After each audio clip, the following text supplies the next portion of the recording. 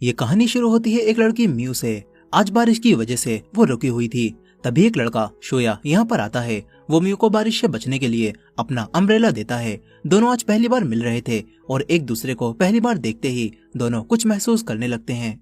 अब कहानी कुछ समय आगे जाती है। आज म्यू 1 नवंबर की सुबह सोकर उठती है तो उससे एक फोटो फ्रेम गिरकर टूट जाती है। म्यू उसे उठाती है। उस फोटो में शोया और म्यू दोनों एक साथ थे, यानी कि दोनों अब एक दूसरे को अच्छे से जानते हैं और डेट कर रहे हैं। म्यू नीचे आती है जहां उसकी मॉम उसके लिए ब्रेकफास्ट बना रही थी। तभी उन्हें याद आता है कि आज तो कचरा रिसाइकल करने का दिन है। वो म्यू से कहती हैं कि स्कूल जाते समय कचरा ले जाना, मगर म्यू मना कर देती है। उसकी माँ उससे कहती हैं कि कभी तो मेरी मदद कर दिया करो, लेकिन म्यू उनकी बात पर ध्यान नहीं देती। वो न्यूज देखती है जिसमें बताया जा रहा था कि आज रात में मौसम खराब रहेगा और थंडर स्टॉर्म आने की काफी संभावना है। म्यू बिना ब्रेकफास्ट करे स्कूल जाने के लिए तैयार होने लगती है। उसकी मॉम उसे अम्ब्रेला देती हैं, जिसके बाद म्यू यहाँ से निकल जाती है। रास्ते में एक लेडी अपने प्रोडक्ट की एडवर्टाइजमेंट कर रही थी, लेकिन म्यू उस पर बिना ध्यान दिए आगे बढ़ जाती है। तभी एक छोटा बच्चा भागते हुए म्यू के पैरों को पकड़ लेता है। म्यू उसे नहीं जानती थी और उसकी मॉम उसे लेकर चली जाती हैं। म्यू को लग रहा था कि आज का दिन पक्का उसके लिए अनलकी होगा। अब तभी म्यू के पास उसकी दोस्त सकीको आती है। वो समझ जाती है कि म्यू का मूड ऑफ है। वो म्यू से पूछती है कि कुछ हुआ है क्या, लेकिन म्यू मना कर देती है। तभी सकीको म्यू से पूछती है कि तुमने टेस्ट की तैयारी की। म्यू हैरान होती है और कहती है कि क्या आज हमारा कोई टेस्ट है। सकीको उसे बताती है कि हाँ, आज हमारा इंग्लिश का टेस्ट होने वाला है। अब तभी सकीको को याद आता है कि आज तो उसकी क्लास ड्यूटी थी। वो म्यू को अपने नोट्स देकर तुरंत क्लास की तरफ भागती है। इसके बाद म्यू के पास उसका एक दोस्त यूटो आता है। वो म्यू से पूछता है कि तुम्हारे और शोया के बीच सब कुछ ठीक तो है ना, तुम दोनों अब भी डेट कर रहे हो ना। म्यू हाँ करती है, लेकिन साथ ही वो ये भी कहती कि शायद हम दोनों अब डेट नहीं कर रहे। यूटो म्यू से कहता है कि तुम उन रूमर्स की वजह से परेशान हो क्या। दरअसल हाल ही में पूरे स्कूल में रूमर्स फैल गई थी कि शोया अब म्यू को छोड़कर एक लड़की तमाको को डेट कर रहा है, और म्यू ने भी शोया और तमाको को एक साथ देखा था। लेकिन म्यू कहती है कि मैं रूमर्स की वजह से परेशान नहीं हूँ। यूटो उसे बार बार टीज करने लगता है और उसकी और शोया की बात करता है। म्यू से कहती है कि तुम हमारी रिलेशनशिप में कबाब में हड्डी बन रहे हो। ये बोलकर वो जाने लगती है। तभी यूटो उसे रोक लेता है, क्योंकि उसे बस म्यू की चिंता थी। म्यू भी ये सब जानती थी। वो यूटो से कहती है कि मैं ठीक हूँ, मुझे कुछ भी नहीं हुआ। अब इसके बाद क्लास के दौरान म्यू शोया को ग्राउंड में फुटबॉल खेलता हुआ देखती है। शोया एक गोल करता है। यहीं पर इनका टेस्ट स्टार्ट होने वाला था, लेकिन म्यू लगातार शोया को देखे जा रही थी। तभी उसके टीचर उसका ध्यान वहां से हटाते हैं और टेस्ट पेपर देते हैं, मगर एक हवा के झोंके से वो सारे पेपर्स उड़ जाते हैं। म्यू तुरंत खिड़की बंद करने उठती है। वो शोया को उसके दोस्तों के साथ देखती है और खिड़की को बंद कर देती है। इसके बाद लंच टाइम में म्यू और सकीको दोनों लंच करने बैठती हैं। सकीको म्यू से कहती है कि यकीन नहीं होता तुम पिछले 2 सालों से शोया को डेट कर रही हो। सकीको कहती है कि आज 1 तारीख है ना, और तुम और शोया तो हर महीने की 1 तारीख को डेट पर जाते हो। म्यू कहती है कि हम दोनों बस साथ में मूवी देखने जाते हैं, उसे डेट कहना शायद ठीक नहीं होगा। सकीको उससे कहती है कि क्या तुम उन रूमर्स की वजह से परेशान हो। म्यू फिर से उसी दिन को याद करती है जब उसने शोया को किसी और के साथ देखा था, लेकिन म्यू मना कर देती है।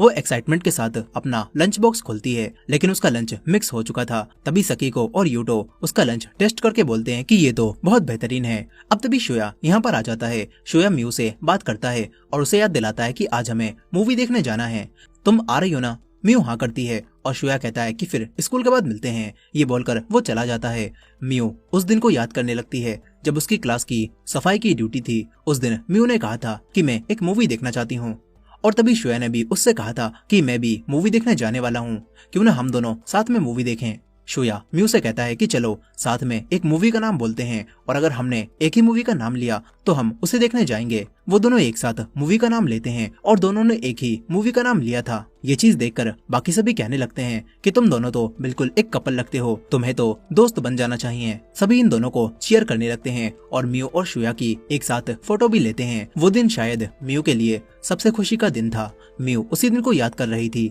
अब इसके बाद स्कूल खत्म होता है। म्यू और यूटो अपना टेस्ट सबमिट करने में लेट हो गए थे। तभी म्यू बाहर शोया को देखती है, जो कि अपने बाकी दोस्तों के साथ था, जिनमें कई लड़कियां भी थीं, जो कि म्यू को कहीं न कहीं अच्छा नहीं लगता।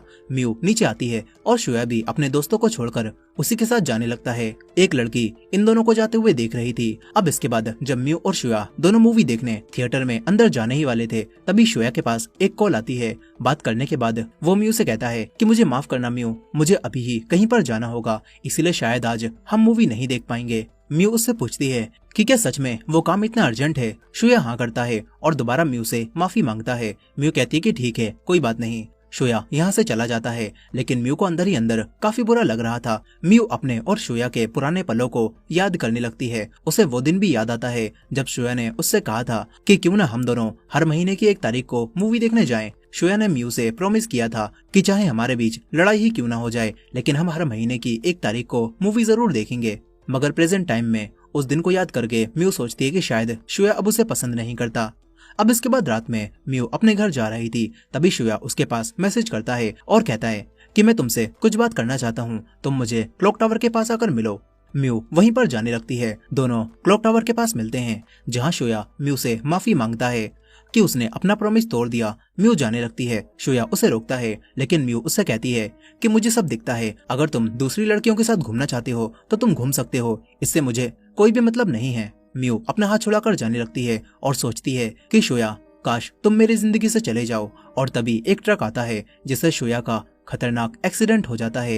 ये देखकर म्यू के होश उड़ जाते हैं। तभी क्लॉक टावर पर बिजली गिरती है और म्यू की आंख अपने घर में बेड पर खुलती है। उसे लगता है कि ये सब शायद कोई सपना था।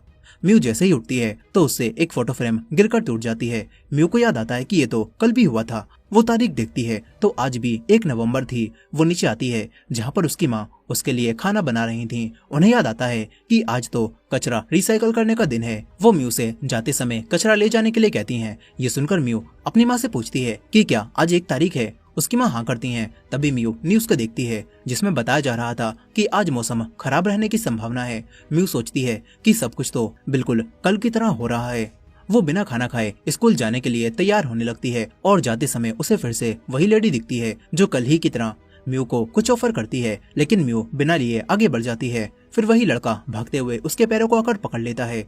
म्यू को समझ नहीं आता कि ये सब क्या हो रहा है, क्या उसे डेजावू हुआ था। अब तभी जाते समय सकीको आती है। वो म्यू से पूछती है कि तुमने टेस्ट की तैयारी की ना। म्यू कहती है कि क्या आज हमारा इंग्लिश का टेस्ट होने वाला है।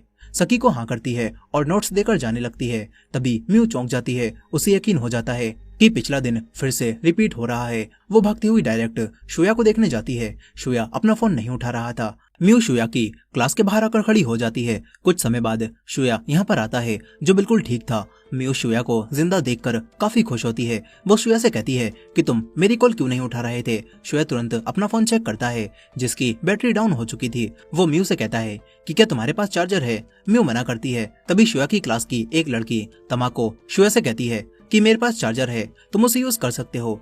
तमाको और शोया दोनों एक ही क्लास में थे और दोनों दोस्त भी थे। साथ ही तमाको ही वो लड़की थी जिसे म्यू ने शोया के साथ घूमते हुए देखा था। अब तभी शोया म्यू से पूछता है कि वैसे तुम यहाँ पर क्या कर रही हो। म्यू बहाना बनाते हुए कहती है कि आज मैं अपनी हिस्ट्री की बुक भूल गई, क्या तुम मुझे अपनी बुक दे सकते हो। शोया कहता है कि हमारी आज हिस्ट्री की क्लास नहीं है, इसीलिए मैं बुक नहीं लाया। तभी वही लड़की तमाको कहती है कि मेरे पास हिस्ट्री की बुक पड़ी हुई है। तमाको म्यू को अपनी बुक दे देती है और फिर शोया से कहती है कि अब तुम्हें मुझे ट्रीट देनी होगी। दोनों हंसते हुए बातें करने लगते हैं जो कि म्यू को कहीं न कहीं पसंद नहीं आता। वो तुरंत यहाँ से निकल लेती है। वॉशरूम में सखी को म्यू के पास हिस्ट्री की बुक देखकर कहती है कि आज तो हमारी हिस्ट्री की क्लास नहीं है, तो तुम ये बुक क्यों लाई हो। म्यू सकीको को कुछ भी नहीं बताती। फिर क्लास में जब इनका टेस्ट शुरू होने वाला होता है तभी म्यू ग्राउंड में देखती है जहाँ पर शोया अपने दोस्तों के साथ फुटबॉल खेल रहा था और पहले की तरह वो एक गोल करता है। म्यू के टीचर म्यू का ध्यान बाहर से हटाते हैं और उसे पेपर्स देते हैं, लेकिन पेपर्स हवा की वजह से उड़ जाते हैं। ये सब बिल्कुल वैसे ही हो रहा था जैसे कल हुआ था। इससे म्यू को और भी ज्यादा यकीन हो जाता है कि शायद वो सब उसका सपना नहीं था बल्कि सच में हुआ था। लंच टाइम में म्यू सकीको से कहती है कि शायद मैं ये दिन दोबारा से जी रही हूँ, लेकिन सकीको उसकी बातों पर विश्वास नहीं करती और हंसने लगती है। म्यू कहती है कि मेरी बात मानो, अगर आज मैं और शोया मूवी देखने गए तो जरूर कुछ बुरा होगा।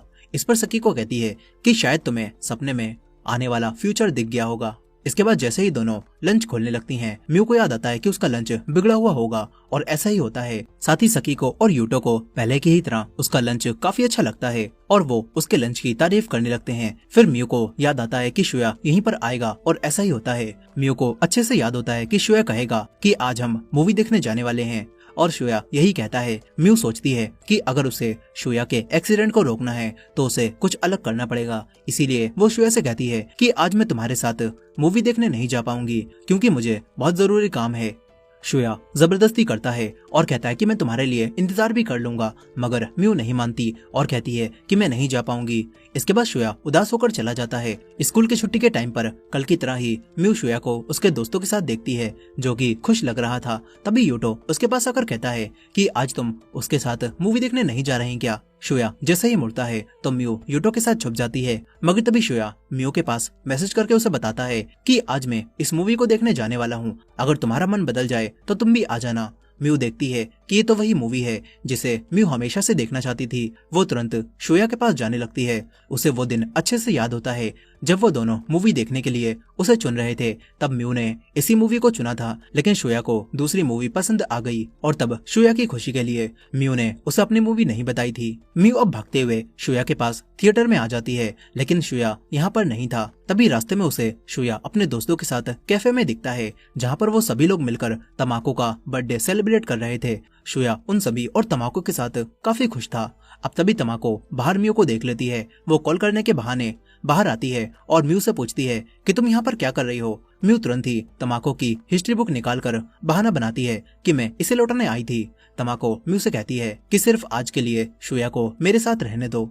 म्यू तुरंत समझ जाती है कि तमाकू शोया को पसंद करती है। तमाकू जाने लगती है। तभी म्यू से कहती है कि आज श्रेया का अच्छे से ध्यान रखना और उसे मूवी देखने मत जाने देना। तमाकू हाँ करती है और चली जाती है। म्यू दोबारा उन दोनों को साथ में हंसता हुआ देखती है और सोचती है कि श्रेया का एक्सीडेंट हो, इससे बेहतर यही है कि वो किसी और लड़की के साथ रहे। लेकिन फिर भी म्यू को दुख था। वो उदास होकर जाने लगती है। फिर रात में जब वो उदास बैठी हुई थी, तभी उसके पास यूटो की कॉल आती है, क्योंकि म्यू अपना लंच बॉक्स उसके पास ही भूल गई थी। दोनों साथ में बातें करते हुए जाने लगते हैं। यूटो कहता है कि तुम शोया के साथ आज मूवी देखने नहीं गई क्या? तुम दोनों के बीच कुछ हुआ है क्या? म्यू कहती है कि नहीं, बस आज मैंने ही मना कर दिया। यूटो उससे